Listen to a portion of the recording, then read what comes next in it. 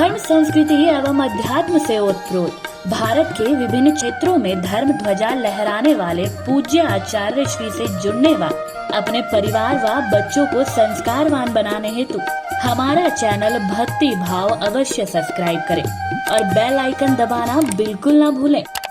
राजा परीक्षित जब यहाँ से घर से निकले, इन्होंने इनका मुकुट निकाला और सर में पहना और चल दिए। घूमते घूमते घूमते पहुंचे समीक मुनि के आश्रम और दिन में धूप तेज थी, तो राजा को बोला कि भाई वो ऋषि को बोला कि मुझे जल पिलाओ। अब किसका जल? ऋषि तो अपने ध्यान में मग्न हो रखे थे। एक बार बोला, दो बार बोला तो कोई फर्क नहीं पड़ा। अब सर में मेरी माताओं बहनों जो वो सोने का मुकुट पहना हुआ था, यहाँ राजा परीक्षित ने पहले अपने आप ही क्या करा, सोने में स्थान दे दिया और फिर सोने को ही सर में पहन लिया। अब किसी ने पूछा कि महाराज अगर सोने में कलयुग का वास है तो माताओं ने तो सबने सोना पहना है, माताओं के छोड़ो आपके सारी उंगलियां भरी पड़ी हैं। कृष्ण कन्हैया लाल की। बोला क्या इसमें भी सोने का वास है? जब उस मुकुट में था तो इसमें भी होगा। तो बोला कौन से सोने में? बोला अन्यायोपार्जितम वित्तम। बोला जो अन्याय से कमाया हुआ धन, उसमें क्या होगा? वित्त जो धन होगा उसमें कलयुग का वास होगा। अन्याय से जो कमाया हुआ धन सोना चांदी होगा उसमें कलयुग का। और ये जो जरासंध का मुकुट था इसमें कलयुग का वास था और कलयुग बैठ गया सर में। और राजा परीक्षित भूल गया कि ये साधु हैं, ऋषि हैं, और इन्होंने क्या करा, इनके गले में वहां पर था एक मरा हुआ सांप, अपने धनुष से वो उठाया और इनके गले में डाल दिया। कृष्ण कन्हैया लाल की, युगल जोड़ी सरकार की। और वहां से चलते बने। जैसे घर आए तो यहाँ इनका बालक जो समीक मुनि का बालक था, श्रृंगी ऋषि, वो गंडकी नदी के किनारे वहाँ बच्चों के साथ खेल रहा था। तभी एक सेवक आया, बोला ऐसा ऐसा हो गया, आपके पिताजी के गले में किसी ने मृत सर्प डाल दिया है। तो बालक बड़ा रोने लगा, विलाप करने लगा और वहीं से कौशिक्याप उपवृष्य वाग्वर्ज विपस्सः इति लंघित मर्यादायां तक्षको सप्तमोहनी। वो जल लिया और बोला मैंने और मेरे पूर्वजों ने यदि सच्ची साधना की है, भगवान की भक्ति की है तो इति लंघित मर्यादायां, इस मर्यादा का जिसने भी उल्लंघन किया है, ऋषि के गले में, हमारे पिताजी के गले में जिसने भी ये मरा हुआ सांप डाला है, तक्षको सप्तमोहनी।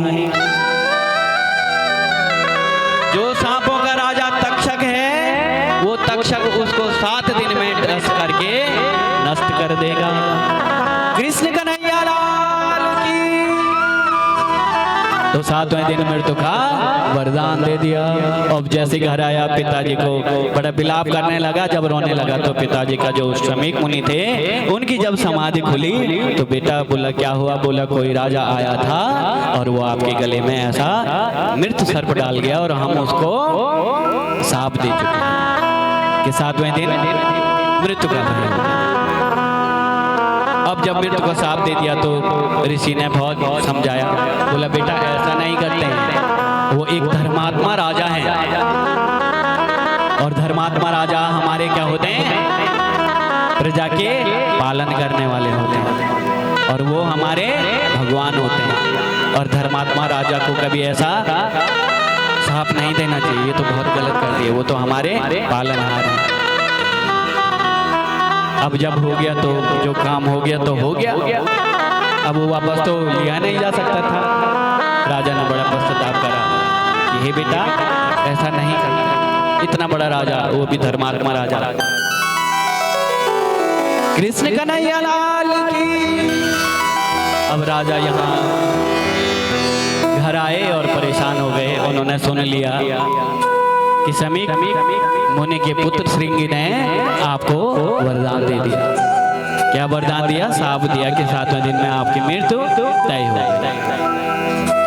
कि किम कर्तव्यम विमूढ़ात्मा म्रियमाणस्य पौरुषम्। अब राजा परीक्षित घर आए, बड़े परेशान हो गए। बोला मरना तो है ही, लेकिन इसका उपाय क्या होगा? तो इन्होंने सभी सुखताल में सभी को निमंत्रण दिया। ऋषियों के जिसने बड़े बड़े अमल आत्मा विमल आत्मा थे, उनको आदेश दिया कि आप कहाँ सुखताल में एकत्रित हो जाओ। सभी बड़े बड़े अमल आत्मा विमल आत्मा साधु संत वहां आने लगे कि राजा परीक्षित को मृत्यु का भय लगा, मृत्यु का भय लगा, मृत्यु का भय लगा। ऐसा करके सब वहां आने लगे। अब जैसे वहां आने लगे कि अत्रि वशिष्ठ वनश्च सारद्वाज नैरिश्चनोमि भृगु अंगिराश्च पारासरोगादि उतथ्य राम उतथ्य इंद्रो प्रदमेम बाहो। सारे बड़े बड़े ऋषि मुनि वहां आए और सबका यही था कि राजा परीक्षित को कैसे मुक्ति मिलेगी। 7वां दिन कि तत्रात भगवान व्यास पुत्रो यदि क्षया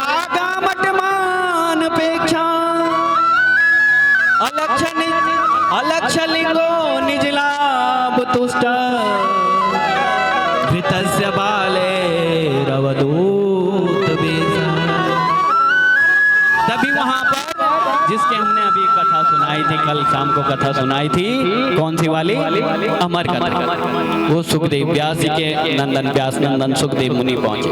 अब कितने वर्ष के हो गए हैं? 12 वर्ष के जन्म हुआ था, अब 16 वर्ष के हो गए। 16 वर्ष के सुखदेव वहां पहुंचे और बच्चों ने जब देखा वहां के, तो बच्चे कह रहे हैं नांगा बाबा आए, नांगा बाबा। कृष्ण कन्हैया लाल की। और बच्चे सारे इधर उधर भाग रहे हैं। कोई सुखदेव जी के क्या कर रहे हैं? बाल खींच रहे हैं। पहले पीछे से होता है ना गांव में, जब कोई अद्भुत साधु कभी आता है जो बिल्कुल नांगा बाबा आते हैं, तो बच्चे उनको छेड़ते हैं कि बाबा आया, बाबा आया। वो उनके पीछे भाग रहे हैं कि अलक्षलिंगो निजलाभ तुष्ट। और इनका ज्ञान इतनी उच्च कोटि का है कि इनको स्त्री और पुरुष में कोई भेद ही नहीं दिखता। अलक्षलिंगो निजलाभ तुष्ट।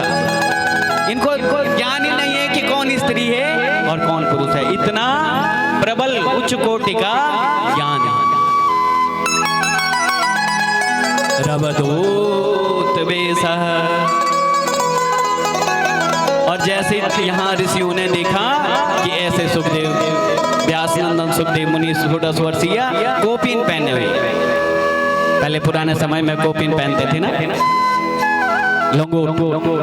तो वो लंगोट पहने हुए हैं और घुंघराले बाल यहाँ पीछे, बालों में धूल जमी हुई है। और 16 वर्षीय व्यास नंदन सुखदेव मुनि जैसे वहां पहुंचे तो सबसे पहले ये पावन कथा वहां पर सुखताल में इन जो व्यास नंदन सुखदेव जी ने राजा परीक्षित को श्रवण कराए। कृष्ण कन्हैया लाल की। अब ये कथा यहाँ प्रारंभ हुई। 4 दिन तक की कथाएं मेरी माताओं बड़ी उखड़ होते, कहीं इधर कहीं उधर, समझ में बहुत कम आती। कल से आएगी कथा समझ में। फिर भी हमने प्रयत्न पूरा करा, क्योंकि प्रयत्न करा तो आज आप प्रतिफल देख रहे हैं। पीछे तक पूरा हम तो सोच रहे थे कहीं टेंट बढ़ाना ना पड़े। कृष्ण कन्हैया लाल की। और हमारे बीच में आज कई लोग पहुंचे हैं, जैसे हमारे मनोड़ी जी हो गए, हमारी दीदी आई है प्रेमनगर से, और हमारे यजमान आए हैं भाववाला से। इनको भी एक बार ये पुण्य प्राप्त हुआ था, इन्होंने भी अपने घर में ये श्रीमद् भागवत ज्ञान यज्ञ का दिव्य आयोजन हमारे द्वारा करवाया था। जोरदार तालियां बजाएंगे जरा इनके लिए। और हमारी कीर्तन मंडली भी, देखो इनकी भक्ति की भी बात माननी पड़ेगी। इन्होंने पहले दिन, हम तो सोच रहे थे कि गैरोला जी हमारे ज़्यादातर बाहर रहते हैं, और हम 3 दिन पहले आए, जब मथुरा से हम वापस आए तो हमने इनको बोला, इन्होंने बोला गुरुजी क्या करेंगे, आपके लिए ऐसा करेंगे रथ ले आएंगे और रथ में बैठ करके हम आपको मंदिर तक ले जाएंगे। हमने बोला भैया गैरोला जी, अगर हम रथ में बैठ गए और माताएं हमारे आगे पीछे ना होंगे, लोग बोलेंगे हंसी के पात्र बन जाएंगे, कहाँ जा रहे हैं रथ में। कृष्ण कन्हैया लाल की। हमने बोला हम वो वाले व्यास नहीं हैं कि हमें रथ में ही बैठना है तब जाकर के कथा होगी। मैंने बोला 2-4 माताएं की अगर व्यवस्था हो जाएगी तो मैं भी पैदल पैदल, भगवान की पावन कथा है। और देखो हमारे पता नहीं क्या संकट रहे होंगे, कुछ संकट आगे आने वाले रहे होंगे। हमारी खड़ाओं में भी क्या हो गया, कुछ पता नहीं क्या हुआ, वो खड़ाओ बड़ी वाली मिली नहीं, छोटी वाली मिली, हम उन्हीं को ले आए और घर आते आते पैरों में फफूले हो गए। कृष्ण कन्हैया लाल की। हमने भी गोविंद से कहा कि गोविंद तूने भी आज पता नहीं कौन से संकट हमारे वार दिए, जो फफूले में ही काम हो गया, कुछ संकट आने वाले रहा होगा पहले। कृष्ण कन्हैया लाल की। तो संकट भी दूर हो गए। हम गोविंद के लिए यहाँ से धूप में गाड़ी से वहाँ से उतरे, और वहाँ से इन माताओं ने भी बड़ी कृपा करी कि हमारे हरबज वाला से और शामपुर पहुँच गए। कृष्ण कन्हैया लाल की। ये कथा अभी तक 4 जगह चल रही है। पहले दिन हमने बताया था नए सारण क्षेत्र में सूत जी सोनकादि ऋषियों को यही कथा सुना रहे हैं। दूसरी कथा कहाँ चल रही थी? हरिद्वार में, जहां देव ऋषि नारद श्रवण कर रहे थे किनसे? सनकादि भैयाओं से। दूसरी कथा, तीसरी कथा ये शुरू हो गई कहाँ? राजा परीक्षित की। और चौथी कथा कहाँ? जो सुखदेव मुनि परीक्षित को ये अभी तक सुना रहे हैं, ये कथा ही सुना रहे हैं। अब वही कथा शुरू, कृष्ण कन्हैया लाल की। तो ये 4 दिन की कथा प्यारे बड़ी अटपटी है, कहीं से समझ नहीं आती, अभी यहाँ अभी वहाँ अभी वहाँ। और कल से जब जन्म हो जाते हैं तब हमारे वृंदावन में गुरुजी बोला करते थे, तो बेटा फिर तो रसगुल्ले की कथा है। बाल कृष्ण कन्हैया लाल की। फिर कल से बाल गोविंद की कथा और उनकी लीलाएं शुरू हो जाएंगी। अब यहाँ पर सबसे पहले राजा परीक्षित ने सुखदेव जी से प्रश्न करा कि किम कर्तव्यम विमूढ़ात्मा म्रियमाणस्य पौरुषम। कि हे सुखदेव जी, आप हमें सबसे पहले ये बताइए कि मरने वाले पुरुष को किम कर्तव्यम विमूढ़ात्मा म्रियमाणस्य पौरुषम, जिसकी 7 दिन में मृत्यु लिखी हो, उसको क्या करना चाहिए? सुंदर व्यासपीठ पर सुखदेव जी को बिठाया गया, सारे साधु संत आ गए और बड़े बड़े अमलात्मा विमलात्मा साधु संत जितने थे उन्होंने सुखदेव जी को साष्टांग दंडवत करी। और आयु में जो 60, 65, 65, 70 साल के हैं कि आयु वृद्धस्य ज्ञान वृद्धस्य बल वृद्धस्तथैव च। बोला मेरी माताओं बहनों, 3 लोग 4 लोग हमेशा क्या होते हैं? 3-4 जो लोग होते हैं वो क्या होते हैं? सम्मान के अधिकारी होते हैं। आयु वृद्धश्च, बोला जो आयु में बड़े होते हैं हमसे, वो किसके अधिकारी होते हैं? सम्मान के अधिकारी होते हैं। आयु वृद्धश्च ज्ञान वृद्धश्च। कभी ये नहीं बोलना चाहिए कि इतना छोटा लड़का है इसके पैर छूने, यानी ज्ञान वृद्धश्च सम्मान का अधिकारी है। जैसे 16 वर्षीय सुखदेव बड़े बड़े अमलात्मा त्रिकालदर्शी बैठे हुए थे वहां, उन्होंने भी साष्टांग प्रणाम करा। किसके? सुखदेव जी के ज्ञान। वो भी क्या है, पात्र हैं उसके समान। ज्ञान वृद्धश्च बल वृद्धश्च थे वचा, और बोला जो बल में वृद्ध हो, बल में बलशाली हो तुमसे, उसका भी सम्मान करना चाहिए। अगर सम्मान नहीं करोगे तो दो चार कृष्ण कन्हैया लाल की धर भी देगा, नहीं तो खाना वहां पर पकड़ोगे तो पड़ भी जाएंगे दो चार कृष्ण कन्हैया लाल की। तो बोला बरियानिते प्रश्न कृतो लोक हितम नृपः। बोले राजा परीक्षित, ये तुमने बरियानिते कृत प्रश्न कृतो लोक हितम नृपः, ये आपने अपने कल्याण के लिए नहीं किया प्रश्न, ये तुम्हारा प्रश्न जो है वो जन कल्याण के लिए है। इससे क्या होगा, जन कल्याण होगा। बोला राजा खट्वांग ने तो 7 घड़ी में मुक्ति पाई, तुम्हारे पास तो अभी 9 दिन बाकी हैं। कि तस्मात् भारत सर्वात्मा भगवान ईश्वरो हरे, श्रोतव्य कृतितव्य स्मृतव्य भयम्। बोला सबसे पहले क्या करना चाहिए, भगवान की कथाओं का श्रवण करना चाहिए, फिर भगवान के कीर्तन करना चाहिए, फिर भगवान का स्मरण करना चाहिए, फिर भगवान का अर्चन करना चाहिए, फिर भगवान का वंदन करना चाहिए, फिर भगवान को सब कुछ समर्पण कर देना चाहिए। दास जीवन कि अब सौंप दिया इस जीवन का, सब बार तुम्हारे चरणों में। अब सौंप दिया इस जीवन का, सब भार तुम्हारे चरणों में।